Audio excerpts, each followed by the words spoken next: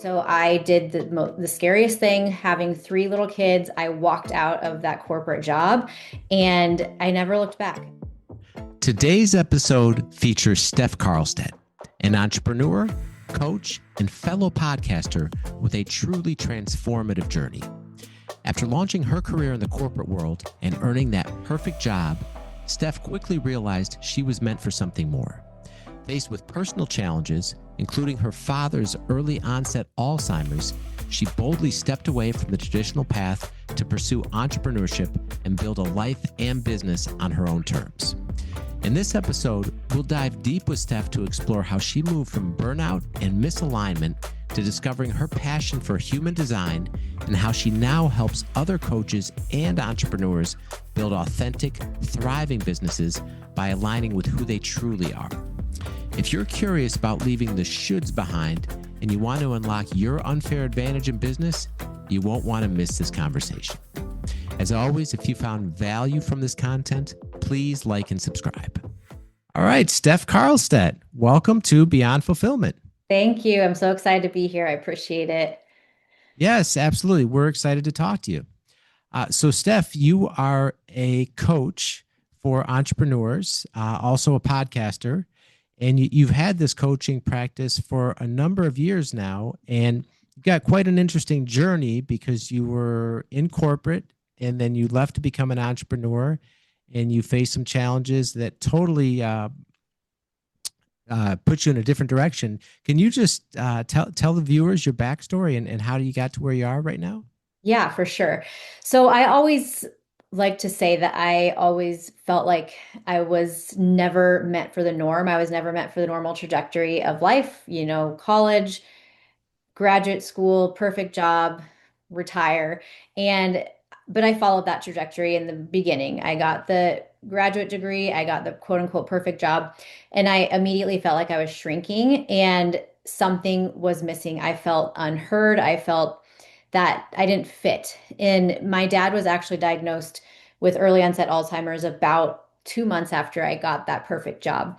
And it was that point where I realized that I didn't want to work for anybody anymore. I needed to build something on my own so I could be with him through the trajectory of the disease whenever I needed to be.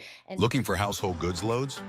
With Movers Dispatch Board, you can search, post loads or trucks, find verified carriers to interline or broker with, and fill your trucks fast. We partnered with escrow.com and LoadGuard to secure your transactions. Our AI load matching connects you with the right loads instantly. And when you need extra hands, the Labor Directory helps you find qualified crews anywhere. Trusted by movers nationwide. Join Movers Dispatch Board today. So I did the scariest thing, having three little kids. I walked out of that corporate job and I never looked back. I dove into entrepreneurship. I learned, I hustled, which we'll talk about. I don't love that word anymore, but I hustled. I worked 12 hours a day and really built a big business, helping hundreds of people step into the online space. But I built it completely misaligned to myself. And I now know, looking back, it was the reason most of my clients never had success or didn't find the success that they could have was because I was giving them the same blueprint I used, the same thought process I used of building a business. And then full circle moment, I lost my dad. And it really forced me to kind of grieve and go internal and really understand that I was building a business based on everybody else's shoulds. And I had lost myself in the process. I say I slowly died inside that business. And it was that moment where I was actually introduced to human design. Human design is from lots of ancient modalities. It is based on your birth information. It has transformed my life in every area of business, of relationships, of life. And I realized this is the ticket to helping people build businesses. So I stepped back into that space, completely revamped. And now I help people build businesses by infusing their human design into all aspects of their business. Okay, wow. Appreciate that, and a whole lot to unpack there. Yeah. Let's go way back. So you said you followed the traditional path, which was go to school, get a degree, get that perfect, safe, secure job, right? Yeah. And even now in 2025, it still seems like that's the conventional wisdom for so many young people that are out there trying to figure out what they want to do with their lives. Yeah. That's certainly the route you took back when you were in school. Right. Now, why do you think that is? Like, even after we've seen, because you hear the stats too, and there's really this conversation now, like, is college even worth it? When you look at the Yeah. cost, when you look at the jobs that are out there and whatnot, why do you think that's still so prevalent in the world today? Well, it's slowly shifting. I've done a lot of study, a lot of research in what we're calling the new era, which is what's happening right now. This is why everything's so shaky. The education system is breaking down. The healthcare system is breaking down. All these things are breaking down because they can't sustain the way they are. So when you're talking about education, it's the conditioning. Conditioning society taught us that this is the normal trajectory of life. We need to build workers, not thinkers. And that's what we fell into as society. But it is breaking down, and you see there are astronomical amounts of people who are now being homeschooled. There are people who choose not to go to college. A lot of places, Microsoft included, hire people without college degrees now. So it's slow, it's shifting. It doesn't hold the I guess that you don't need it anymore as much as you used to, which I'm super excited about. But yeah, so it's really cool to see that shift. But it is the conditioning of just what we were taught, and people just fell into it blindly. Okay. All right. So it sounds like you realized this very early because you said after you were in that perfect job for just a couple months, you realized you were shrinking and you were just like, I'm done. Is Yeah. that Yeah. okay? Yeah. And when I started reading my human design, I understand why. It was always my design trying to come through. So, for instance, I'm not meant to do the same thing every day. I will literally die in that part, like that part of me will die if I do the same thing every day. I'm meant to move fast, pivot often. Entrepreneurship is written in my design, and I just will not thrive in a place like corporate. I don't need other people around me to get where I'm meant to go in life. And so I have a very individual human design. So that was really eye-opening for me to see that when I knew it was always the truth. Okay. All right. And so many people, even if they're feeling unfulfilled or even if they know they're not happy, they know they need to make a change, they stay with that job or with that situation they don't like because they need to pay the bills. Now, Mhm. you said you had three young children and you felt like this feeling like I'm shrinking and I can't take it anymore, and you walked out. So Mhm. what was that like? Yeah. Well, so take you back to the day my dad was diagnosed. I actually went back to that job the following Monday, and I couldn't stop crying. And I remember my coworker putting me into my office and telling me to come out when I was done crying. And it was almost like I felt like I was put against a wall, that I need to be who they want me to be, or I need to leave and find out who I actually am and step into what I'm meant to do. And I personally felt like I was against the wall, where if I stay here, I will miss being with my dad, and that wasn't an option for me. I think that for me, I have worked on my money mindset a lot, and it's I didn't allow it to stop me from being who I knew I needed to be in that time. Okay. All right. So you're put against a wall. You realize that being with my dad is more important than this job, regardless of circumstances. So you make the decision to walk out. What happens next?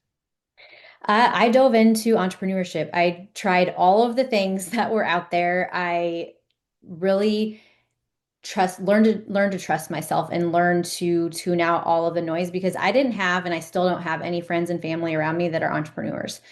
It just is what it is. I am different in that. And I just put the pedal to the metal. I worked, like I said, I worked 12 hours a day. I got up super early. I stayed up late, and I built a business, yes, but it was completely misaligned to myself. And so at the end of the day, I wasn't happy in it. And I understand that now, but I had no other option. Like corporate, going back to corporate was not an option for me. Okay. All right. So this is with the three young children. and Hmm. you're working all types of hours, and I guess you were helping people. It was like an online marketing business. Is that right? It was health and fitness. Okay. All right. So like helping people get in shape, that type of Yeah. thing, like Yep. online coaching. Yes. Okay. All right. So you're working all different types of hours and you have the kids and you're saying long, up early, up late, long hours, but you were financially successful but just burnt out? Yeah. Okay. Okay. All right. And then at what point did you realize, because from the outside looking in, it probably looked in some respects, okay, she's built the business, she's making good money, she's her own boss, right? From some definitions, you'd be a successful entrepreneur, but you said that you were burnt out. And like, when did you realize that this was not the ticket? Well, I really realized it when I lost my dad, but I started to see that I was everything that I was feeling, the frustration, the resentment towards my business was seeping out into my relationships, into my marriage, into my kids. And I couldn't sleep at night. I woke up not wanting to do the work that I needed to do. And that's not normal. I think we normalize frustration or not frustration. We normalize overwhelm, exhaustion, that type of stuff, but it's not normal.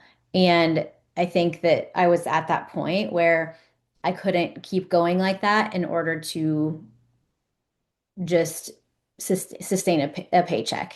It didn't work for me. Okay. One other quick question too is like, so you mentioned you don't have any friends or family close to you that are entrepreneurs, Hmm. right? And so often, like the entrepreneurs I talk to feel misunderstood by the people that aren't entrepreneurs or aren't on that same journey. So what's that like in terms of like your closest family and whatnot? Are they more like, oh, that's risky, or is there kind of is it harder that you don't have people maybe that can relate to the journey that you're on? In the beginning, it was, and I'll keep going back to my dad. He was the only one that really ever asked me about it. I have close friends who don't acknowledge it at all. And at first, that was hurtful, but when I learned my own human design and the more I became aligned with who I actually am and how I meant to build, that stuff fades away and you really don't care anymore. Because the people that are brought into your life are meant to be in your life at that time. And so it was in the beginning, but I don't let it stop me anymore, or I don't let it dim my light anymore. Okay. All right. So you're at this point where you have this health and fitness business, but you're burnt out. You're not happy. And then how did you find human design and get on your current trajectory? Yeah. So my sister-in-law actually texted me and she said, do you know your human design? And I said, no, I had chalked it up to being like a personality test, like Enneagram, Strengths Finders, Myers-Briggs, and those never resonated with me.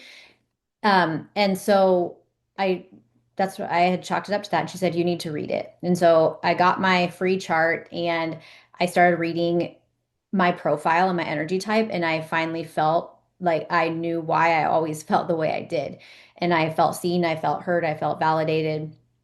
And then I got into a certification program where I learned how to build a business with my design. And like a light flipped on for me. And I thought, this is how we're meant to build. And we are being inundated every day with how to do things, and we're losing ourselves in the process. And this is going to bring people back home. So I reached, I say I'm reaching back to the community of entrepreneurship to say, hey, this is actually how you're supposed to do it, not the way I did it in the past. So they can skip Okay. that. Yeah. Oh, okay. All right. So you take you get the human design chart, you read it, you get your certification, it resonates with you, you feel validated, you feel heard, you realize this is what I'm meant to do, and you learn how to build a business around your human design. Mhm. So then what did that look like, the path from there? Yeah, so it was really just learning every single piece of it, my energy type, my profile, my decision-making process, the way the people I'm meant to help, the traits that they have, the way I'm meant to market to them, because that's one thing that we're all taught is to market the same way, and we're actually meant to say things differently. based on our design. And so I just slowly learned myself and came back to life. I say I came back to life in my business. And now I have people who are therapists who want to have a coaching business now and they're building it with their design. I have health and fitness people who are now rebuilding with their design. And it's just it's really cool for me because my human design says that again, I'm not supposed to do the same thing every day and pivoting often and moving fast is where I live. And so every single client is different, which is cool to me. It's not cookie cutter at all. So that's why I'm living out my design in that process too. Okay.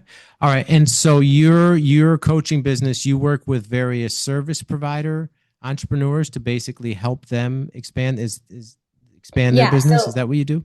yeah, most of my clients are coaches, all different types of coaches, but they have a coaching business, and yeah, I help them build it with, using their design infused in it. Okay. All right. And then how long have you had this current company? Um, Probably it's been about 2 years. Um, and I've pivoted here and there. I like to that's my design, but it's been about 2 years. Okay. All right. And then so when for people come to you, like when the coaches, like the coaching industry too, right? There's a lot of different certifications, there's different niches or whatnot. Like, what are some of the common problems that you see coaches have, and that you basically help them solve?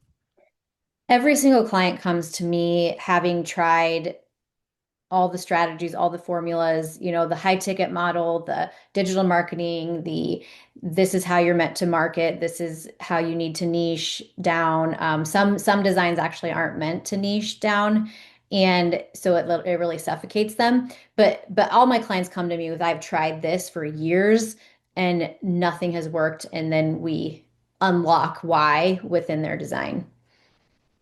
Okay. All right. And then also along the way, you started a podcast. Yes. Tell us about that. Yeah, so it's called the Human Design Advantage, and that's really what it is that your human design is your unfair advantage in your business, is what I say, because you will grow faster and you will be more aligned in that business. And so, 2026 and 2027 are calling us to be more authentic in our business because we are we have AI everywhere. People don't, there's a huge trust recession going on.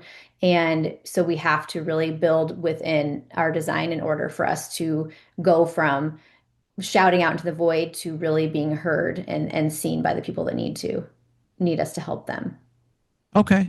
All right. Now that's it. I have not heard the term trust recession, Mhm. but certainly very applicable. And yeah, like you mentioned, AI is everywhere now and just advancing and accelerating so fast. And Yeah. like you said too, right? Like initially when it came on the scene, maybe people probably people feel differently about it now than they did a couple of years ago. But certainly, I think there's um, a thirst for realness, for authenticity, because There is, yeah. there's so much fake stuff out there, right? Mhm. So, what would you say? Because again, right, there's a school of thought is you got to use AI, and of course, we should all know how to use it, learn it, implement it wherever it makes sense. Absolutely. But what would you say to people in terms of how to tap into their authenticity in this age of AI? Yeah. So, well, as far as AI goes, I give my clients trained bots that are turned off from the internet and know everything about human design. And so that's one thing. If you're building a business, I believe it should be turned off from the internet and it should have everything that you've done in your voice, in your, whatever you've worked through in your business, and give that to your GPT so it understands it. And that's the best way to use ChatGPT or whatever AI you use. But as far as authenticity in your business, that goes into everything into your human design. I'll just give you an example. So, for instance, As far as the marketing goes in your business, there's something on your in your human design called a vibe of tribe, which means that you're meant to market to a specific fractal line of society. You're meant to market to a specific person, and that doesn't mean like blonde hair, blue eyes, 25 to 30 years old. That means, for instance, I have a line one.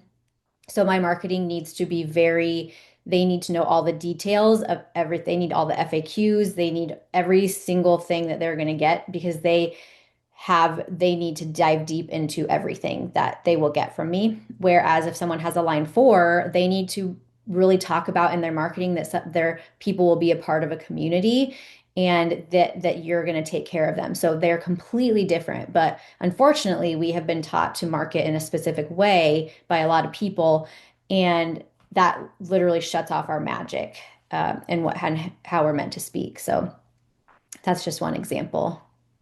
Okay. All right. And Steph, so if people are hearing this and they're in the coaching profession and they're frustrated with where they're at, and then this is resonating with them, what's the best way that people can find out more about you and get in touch online? Yeah, so hopefully we can put it in the show notes, but I always like to start people with stefcarlstedt.com/HD report. And that's really where you're going to get your free human design report, your PDF that explains your profile and your energy type in your business, and then a 10-part audio series where I walk you through exactly what human design is, why it's your unfair advantage, and the pieces of it that will transform your business. Okay. All right. And we will absolutely link that in the show notes for everyone. All Great. right. Well, Steph, thank you so much for taking the time to be here and sharing all this incredible wisdom from your journey with our listeners. We greatly Yes, appreciate thank it. you.